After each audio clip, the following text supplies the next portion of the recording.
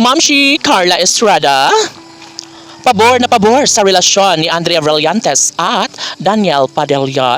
Diyos ko po. Siyempre, wala naman talagang magagawa ang netizens kung talagang pag-iibigan na ang pag-uusapan patungkol kay Andrea Brillantes at Daniel Padilla. Siyempre, namumuro na ang mga pangarap noon pa man ni Ma'am si Carla Estrada na mayroon pa rin naman talagang puwang sa puso ni Daniel Padilla na mabigyang katuparan ang pangarap na inaasahan ni Ma'am si Carla Estrada na kay Andrea Brillantes lamang mabigyang katuparan ng lahat. Of course, ito ang nais ng taong bayan na magkaroon or matuldukan na ang mga guni-guni na mga fans na ni Andrea at Daniel na talagang sila pa rin mismo ni Andrea at Daniel ang magsama sa habang buhay.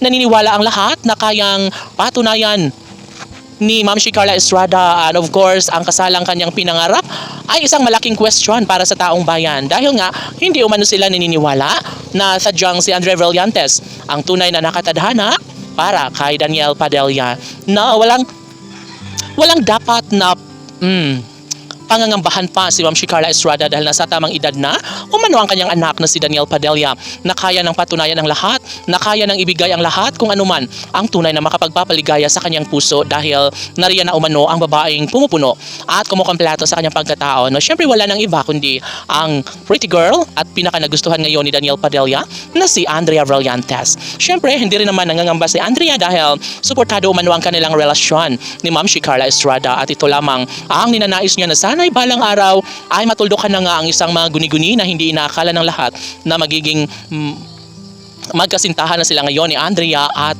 Daniel Padilla. Siyempre nagulat din si Ma'am si Carla Estrada. And of course, sabi nga ni Andrea na less worried dahil tanggap na umano sila ni Ma'am si Carla Estrada.